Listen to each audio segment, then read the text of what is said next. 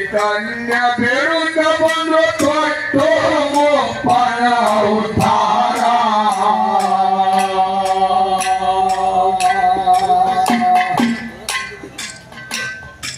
नागराय money कन्या विरुद्ध बंद तो मुप्पन उद्धारा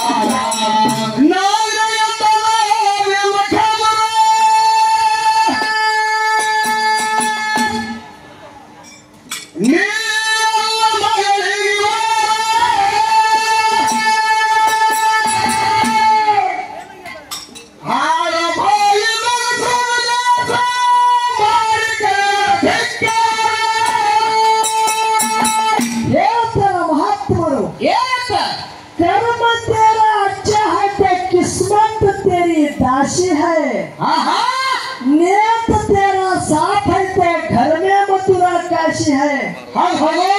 ನೀ ಮಾಡುವಂತ ಕರ್ಮ ಒಳ್ಳೆದಿತ್ತ ನಿನ್ನ ಹಣಿ ಬರದ ಭೋಗ ನೀ ಹೇಳುವಂಗ ಕೇಳುತ್ತದ. ನಿನ್ನ ನಡಿ ನಿನ್ನ ನುಡಿ ನಿನ್ನ ತಡಿ ಸುದ್ದಿ ತಂದು ಪರಮಾತ್ಮ ನಿನ್ನ ಒಂದ ಗುಣ ನೋಡಿ ನಿನ್ನ ಮನೆಗೆ ಬರುತ್ತಾನ. ಮುದುಕಪ್ಪ ಮಾಸ್ತರ ಕೈಲಾಸದಾಗ ಅಂಶಂತ ಮತ್ತೆ ಆ ಗುರುನಾಥನ ಸೇವೆ ಮಾಡುತ್ತಿದ್ದ.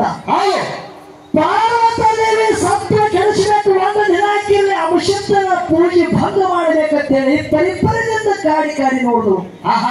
ಕೊನೆ ಪರೀಕ್ಷೆ ಯಾರು ಮಾಡಿದ್ರು? ಏನ್ ಮಾಡಿದ್ರಿಪ್ಪ? ದೇವಲೋಕದಾಗ ರಂಭ ಉರ್ವಶಿ ಮೇಲಕ್ಕಿ ತಿಲೋತ್ತಮ ಇವ್ರು ಏನ್ ಅಪ್ಸರೆಗಳಲ್ಲ ನೋಡು. ಇವಕ್ಕಿಂತಲೂ ಮಿಗಿಲಾದ ರೂಪವನ್ನ ಲಾವಣ್ಯವತಿ ನಿರ್ಮಾಣ ಮಾಡಿ ಆದಿ ಬಾಳ್ಕಾತಿಯರ ಎಂಬ ಮಾಯದ ಹೆಣ್ಣಿಗೆ ಅಂಶಂತ ಗುರುಶೇಖ ಬರುವ ದಾರಿಗೆ ಬಿಟ್ಟು ಅಂಶಂತ ಮತ್ತೆ ಗುರುನಾಥನ ಸೇವಕ ಹೋಗುತ್ತಿದ್ದ ದಾರ್ಯಾಗ ಆತ್ಮಗಡ್ತ ಆದಿ ಬಾಳ್ಕಾತಿ. ಅವಾಗ ಅಂಶಂತ ಮತ್ತೆ ಹೇಳ್ತಾನ, ದೇವಿ ನನ್ನ ಗುರುನಾಥನ ಸೇವಾ ಮಾಡುವ ಸಮಯದ ಹಿಂಗ ಅಡ್ಡಗಟ್ಟಿ ಬೇಡ, ದಾರಿ ಬಿಡು ನನಗೆ. ಆದಿ ಬಾಳಕವತಿ ಹೇಳ್ತಾಳ, ನಿನ್ನ ಜೊತೆಯಾಗ ಲಗ್ನ ಆಗ್ಬೇಕಂತೇಳಿ ಸಂಕಲ್ಪದ ಲಗ್ನ ಆಗತ್ತೆ ಹೇಳಿದ್ರು. ಅವಾಗ ಆದಿ ಬಾಳಕವತಿ ಹೇಳ್ತಾನ, ದೇವಿ ಇದು ಗುರುನಾಥನ ಸೇವಾ ಮಾಡುವಂತ ಜಾಗದ ಇಲ್ಲಿ ಬೇಡ. ಭೂಲೋಕದೊಳಗೆ ನಾಗರಾಜಗೌಡನ ಮನೆ ಒಳಗ ಅಂಗೈದಲ್ಲಿ ಪದ್ಮ ಅಂಗಾರದಲ್ಲಿ ಪದ್ಮ ಬತ್ತೀಸ ಕಳೆಯುವಂತ ಪದ್ಮ ಜಾತಿ ಹೆಣ್ಣ ಪದ್ಮಾವತಿಯಾಗಿ ಹುಟ್ಟಿವ. ನೀ ನಾಗರಾಜಗೌಡನ ಮನೆ ಒಳಗ ಪದ್ಮಾವತಿಯಾಗಿ ಹುಟ್ಟಿ ಬರ್ತಿ. ನಿನ್ನ ಮನೆಗೆ ಕನ್ಯಾ ಬೇಡಕ್ಕೆ ನಾವು ಒಂದು ದಿವಸ ಬರುತ್ತೆ. ನನಗೆ ಗುರುತ ಹೇಳಲು ಕನ್ಯಾ ಕೊಟ್ಟು ಪಾಣಿಗ್ರಹಣ ಮಾಡಿದ್ರೆ ಮಾತ್ರ ನಿನ್ನ ಜೊತೆ ಲಗ್ನ, ಇಲ್ಲ ನನ್ನ ಬೆತ್ತಿನ ಜೊತೆ ನಿನ್ನ ಲಗ್ನ ಅಂತೇಳಿ ಕೈಲಾಸದಾಗ ಮಾತು ಕೊಟ್ಟ. ಮುಂದ ನಾಗರಾಜಗೌಡನ ಮನೆ ಒಳಗೆ ಪದ್ಮಾದೇವಿ ಅಂಗೈದಲ್ಲಿ ಪದ್ಮ ಅಂಗಾರದಲ್ಲಿ ಪದ್ಮ ಬತ್ತೀಸ ಕಳೆಯುವಂತ ಪದ್ಮ ಜಾತಿ ಹೆಣ್ಣ ಪದ್ಮಾವತಿ ಹುಟ್ಟಿ ಬಂದರು. ರೂಪ ಚಲುವಕ್ಕೆ ನೋಡಿದ ತ್ರಿಪುರ ಸುಂದರಿಯರು ಅವಳ ಮುಂದ ಕಣ್ಣು ಕುಕ್ಕಬೇಕು. ಅಂತ ರೂಪ ಚಲುವಕ್ಕೆ ಯಾರಿಗೆ? ಪದ್ಮಾವತಿಗೆ. ನಾಗರಾಜಗೌಡರ ದರ್ಪ ಯಾರಿತ್ತು? ಶ್ರೀಮಂತದ ದರ್ಪ ಇತ್ತು. ಒಂದಲ್ಲ ಎರಡಲ್ಲ 7 ಹಟ್ಟಿಗೆ ಮಾಲಕ ಇದ್ದ ನಾಗರಾಜಗೌಡ. ಮನೆಯೊಳಗ ಬಂಗಾರದ ಚೋಪಾಳದ ಕುಂತು ತೂಕೊಟ್ಟಿದ್ದ ಕಣ್ಣು ಮುಚ್ಚಿ ಕಣ್ಣು ತಿರುಗಿದ್ದ ನಾಗರಾಜಗೌಡ ಅಷ್ಟು ಶಿರುತನ ಇತ್ತು. ಸುತ್ತಳಿಗೆಲ್ಲ ಸಾಲ ಕೊಟ್ಟಿದ್ದ ಗೌಡ. ನೋಡಿ ಬಂದಗಳೇ ಅಂಶಂತ ಮತ್ತೆ ಗುಡ್ಡದ ಮ್ಯಾಗಿಂದ ಮುಂದೆ ಪದ್ಮಾವತಿ ಯಾವ ಪ್ರಾಯಕ್ಕೆ ಬಂದಳು ನೋಡು ಗೌಡರ ಮನೆಯೊಳಗ. ಗೌಡನ ಮನೆಯೊಳಗ ಪದ್ಮಾವತಿ ಪ್ರಾಯಕ್ಕೆ ಬಂದ ಬಳಿಕ ಅಂಶಂತ ಮತ್ತೆ ಆ ಭೂತಾಂಶದ ಸಂಗತ ತಗೊಂಡ 80 ವರ್ಷದ ಮುಪ್ಪಾನ ಮುದುಕ ಅಲ್ಲ. ಕೈಯಾಗ ಕಟ್ಟಿಗೆ, ಕೈ ನಡಗಿತ್ತವ, ಬಾಯಾಗ ಹಣ್ಣು ಬಿತ್ತವ, ಜೊಲ್ಲ ಸೋತದ ರೂಪ ಬದಲು ಮಾಡಿಕೊಂಡಾರ. ಅಂಶಂತ ಭೂತಾಂಶದ ಕೈ ನಡ್ಕೊತ ನಾಗರಾಜಗೌಡನ ವಾಡ್ಯಾದೊಳಗ ಕಾಲ ಇಟ್ಟು ವಾಡ್ಯಾದೊಳಗ ಬರುತ್ತಲ್ಲ ಗೌಡ ಬಂಗಾರದ ಚೋಪಾಳದ ಮೇಲೆ ಕುಂತಿ ತುಳ್ಕೊಟ್ಟಿದ್ದ. ಒಪ್ಪಾದ ಮುದುಕನಿಗೆ ನೋಡಲ್ಲ, ಯಾರಪ್ಪ ಎದಕ್ಕಾಗಿ ಬಂದಿರುತ್ತೇವೆ ಕೇಳ್ತಾನ ಗೌಡ. ಅಂಶಂತ ಮತ್ತೆ ಹೇಳ್ತಾನ, ಗೌಡ ನಿನ್ನ ಮನೆಯೊಳಗೆ ಪ್ರಾಯಕ್ಕೆ ಬಂದಂತ ಕನ್ಯಾ ಭೇದಕ್ಕೆ ಬಂದಿದೆ, ಕನ್ಯಾ ಕೇಳಕ್ಕೆ ಬಂದಿದೆ. ನನ್ನ ಮನೆಯೊಳಗೆ ಪ್ರಾಯಕ್ಕೆ ಬಂದ ಕನ್ಯಾ ಎತ್ತುವುದು ಖರೆ ಅದ. ನೋಡಿ ಎಂತ ಮಾತು ಹೇಳ್ತಾರ. ನನ್ನ ಮನೆಯೊಳಗೆ ಪ್ರಾಯಕ್ಕೆ ನನ್ನ ಮಗಳು ಬಂದದ್ದು ಖರೆ ಅದ. ನನ್ನ ಮಗಳು ಯಾವ ನಿಮ್ಮ ಮಕ್ಕಳಿಗೆ ಬೇಕೋ ನನ್ನ ಮೊಮ್ಮಕ್ಕಳಿಗೆ ಬೇಕಂತ ಕೇಳ್ತಾನ. ಅಂಶಂತ ಮತ್ತೆ ಮುಗುಳದಾಗ ನಡೀತಾನ, ಎಷ್ಟು ಹಚ್ಚ ಗೌಡದಿದು. ನೋಡ ಅಂಶದ ಮತ್ತೆ ಹೇಳ್ತಾನ ಗೌಡ, ನನಗಿನ್ನೂ ಮಕ್ಕಳು ಇಲ್ಲ, ಮೊಮ್ಮಕ್ಕಳು ಇಲ್ಲ, ಸ್ವಂತ ಕನ್ಯಾ ನನಗೆ ಬೇಕು. ಗೌಡ ಕಣ್ಣ ಕೆಂಪ ಮಾಡಿ ಸಿಟ್ಟಿಗೆ ಬಂದ. ಹೇಳ್ತಾನ, ಬದುಕ್ರಿಯ ನನ್ನ ಮಗಳಿಗೆ ಹಾಳ ಬಾಯಿಗೆ ನುಗ್ಗಿಸ್ತ ಕಡೆ ನಿಮ್ಮಂತ ಉಪ್ಪನ ಬದುಕಲ್ಲ ಕೊಡಂಗಿಲ್ಲ. ಅಂಶಂತ ಬಿಟ್ಟಾಗ ತನ್ನ ಹಸ್ತಿನೊಳಗ ನುಗ್ಗಿಸಿ ಹೊರಗೆ ಹಾಕಿಬಿಟ್ಟ. ಮನ್ಯಾಗ ದೊಡ್ಡ ಬಾಗಿಲಿತ್ತು ಮನೆ ಮುಂದ. ಆ ರಾಜವಾಡಿ ಒಳಗಿಂದು ಲೊಕ್ಕೇಶ ಹೊರಗೆ ಹಾಕಿಬಿಟ್ಟ. ಅವರ ಜೊತೆಗೂಡನೆ ನಾಗರಾಯಗೌಡನ ಮನೆ ಒಳಗಿದ್ದಂತ ಭಕ್ತ್ಯಾನ ಲಕ್ಷ್ಮಿ ಅಭಿಷಿಕ್ತ ಮುತ್ಯನ ಜೊತೆ ಹೊರಗಾದ್ರು. ಎಂತ ಒಂದು ಚಿಂತೆ ಬಾಳತ್ತೇನಲ್ಲ, ಎಂದಕ್ಕೆ ಗೌಡ ಮನೆಗೆ ಬಿಡ್ತಿದ್ರು. ಇಲ್ಲಿ ಈಗ ಕುಂಬಾರಿ ಗೌಡ ಮನೆ ಒಳಗೆ ಇಟ್ಟಿರ್ಬೇಕು. ಮುಂದ ದೊಡ್ಡದ ಬಾಗಿಲದ ಮುಂದಿನ ಬಾಗಿಲಿಗೆ ಏನಂತಾರ,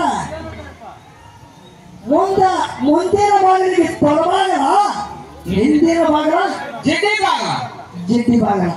ಹೌದಿಲ್ಲ?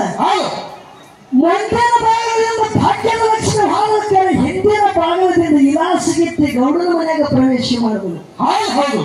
ಗೊತ್ತಾಗಲಿಲ್ಲ ಮನೆಗೆ ಯಾರ ಕಣ್ಣೆ ಬೇಡಕ್ಕೆ ಬಂದಾರ ಅನ್ನೋದು ಗೌಡನಿಗೆ ಗೊತ್ತಾಗಲಿಲ್ಲ. ಯಾಕೆ ಶ್ರೀಮಂತದ ತಲುಪಿತ್ತು. ಒಂದಲ್ಲ ಎರಡಲ್ಲ 7 ಹಟ್ಟಿಗೆ ಮಾಲಕ್ಕಿಂತ ನಾಗರಾಯಗೌಡ ಅವಾಗ ಇಲಾಸಗಿತ್ತಿ ಮನೆಯಾಗ ಪ್ರವೇಶ ಮಾಡಿದ ನೋಡ್ರಿ. ಕಾಡಾಟ ನಡಿಲಿಗತ್ತ ಗೌಡನ ಮನೆ ಒಳಗ ಹಣ್ಣಿನಾಗ ಹುಳ, ನೀರಿನಾಗ ಹುಳ, ಮನೆ ಮಂದಿ ಎಲ್ಲ ಗೋಳ ಜಟ್ಟು ಜಪತ್ರ ಬಂದು ಮನ್ಯಾಗ ಬೀಳಗತ್ತು. ಆ ಸಮಯದಾಗ ಗೌಡ ತನಕ ಮಾಡ್ತಾನ, ಅಂತ ಯಾಳಿ ಬತ್ತ ನನಗ ಹ್ಯಾಂಗ ಮಾಡಿ ಹೇಳಿ ಸದರಗಿರಿ ಪಟ್ಟಣಕ್ಕೆ ಹೋಗಿ ಬೀಬಿ ಫಾತಿಮಾ ದೇವಿ ಬಲ್ಲಿ ಹೋಗಿ ಮುಂದೆ ಕೂತ. ತಾಯಿ ನನಗೊಂದು ತಿಳಿಯಲಾಗ್ಯದ. ಮನೆ ಒಳಗೆ ಹಂಗ ನೀರಿನಾಗ ಹುಳ, ಹಣ್ಣಿನಾಗ ಹುಳ, ಮನೆ ಮಂದಿಗೆಲ್ಲ ಗೋಳ ನಡೆದಾದ. ಏನಾದ್ರು ಇದ್ರ ಸಂಕಟ ನಿವಾರಣೆ ಮಾಡ್ತಾಯಿ ಅಂದ ಒಳಗ ಬೀಬಿ ಫಾತಿಮಾ ತಾಯಿ ಜಡಿ ಬಿಚ್ಚಿ ನುಡಿ ಮಾಡ್ತಾಳ. ಗೌಡ ನೋಡ್ರಿ ಹಾಗೆ ಹೇಳ್ತಾಳ, ಗೌಡ ನಿಮ್ಮ ಮನೆಯೊಳಗ ಇಲಾಸಗಿತ್ತಿ ಪ್ರವೇಶ ಮಾಡ್ಯಾಳ. ಗೌಡ ಇಲಾಸಗಿತ್ತಿ ಪ್ರವೇಶ ಮಾಡ್ಯಾಳ. ಇಲಾಸಗಿತ್ತಿ ಮನೆ ಅಂತ ಹೊಡೆದೋಡಿಸ್ಬೇಕಂದ್ರ ಮಂಗಳವಾರ ಮನೆ ಸಾರಿಸು, ಜಗಲಿ ಮೇಲೆ ಎಣಿಕೆ ಬರಕ ಏನ್ ಮಾಡು, ರಂಗ ಕುಂಭ ಹಾಕು, ಎಣಿಕೆ ಬರಕ ಸಮಯ ಹಚ್ಚು. ಜಗಲಿ ಮೇಲೆ ಸಮಯ ಹಚ್ಚಿ ಜಡಿ ಖುಷಿಗೆ ತಂದು ಠಾರ ಹೊಡೆದೆ ಅಂದ್ರ ನಿನ್ನ ಸಂಕಟ ದೂರ ಆಗತ್ತದ, ಇಲ್ಲದ್ರ ನಿನ್ನ ಸಂಕಟ ದೂರ ಆಗಕ್ಕಿಲ್ಲ. ಅವಾಗ ನನ್ನ ನಾಗರಾಯಗೌಡ ಬೀಬಿ ಫಾತಿಮನ ಮಾತು ಕೇಳಿ ಹೊಳ್ಳಿ ತನ್ನ ಮನೆಗೆ ಬಂದ. ಮನೆಗೆ ಬಂದ ಬಳಿಕ ಮಂಗಳವಾರ ದಿವಸ ಯಾವ ರೀತಿಯಿಂದ ಮನೆ ಸಾರಿಸಿ, ಮಂಗಳವಾರ ದಿವಸ ಮನೆ ಸಾರಿಸಿ ರಂಗ ಕುಂಭ ಹಾಕಿ ಜಗಲಿ ಮ್ಯಾಗ ಎಡಕ್ಕೆ ಬದುಕ ಸಮಯವನ್ನು ಹಚ್ಚಿ ಯಾವ ರೀತಿಯಿಂದ ಒಂದು ಜಗಕೋಶನನ್ನ ತಂದು ಠಾರ ಹೊಡಿತಾನ. ಗೌಡನ ಮನೆಯ ತನ್ನ ಸ್ವಾರ್ಥಕ್ಕಾಗಿ ಇನ್ನೊಬ್ಬರ ಕೂಶನನ್ನ ಯಾವ ರೀತಿಯಿಂದ ಬಲಿ ಕೊಡ್ತಾನ. ನನ್ನ ಅಭಿಷಿಕ್ತ ಮುತ್ಯ ಅರವಾದ ಬಳಿಕ ಧರ್ಮ ಸಂಕಟದ ರಕ್ಷಣೆ ಯಾವ ರೀತಿಯಿಂದ ನನ್ನ ಗುಡ್ಡಗೋಡಿ ಅಭಿಷಿಕ್ತ ಮುತ್ಯ ಮಾಡ್ತಾನ ಅನ್ನೋದು 4 ನುಡಿ ಸತ್ಯ ಸುಂದರ ಸಾರ ಹಾಡಿ ಹೇಳುವಾಗ ನನ್ನ ಅಭಿಷಿಕ್ತ ಬದಲಿಸಿದ್ದ ಗೌಡನ ಮನೆಗೆ ಯಾವ ರೀತಿಯಿಂದ ಕನ್ಯಾ ಬೇಡಕ್ಕೆ ಹೋಗ್ತಾರ ಕೇಳಿ ಬಂದವಳೆ.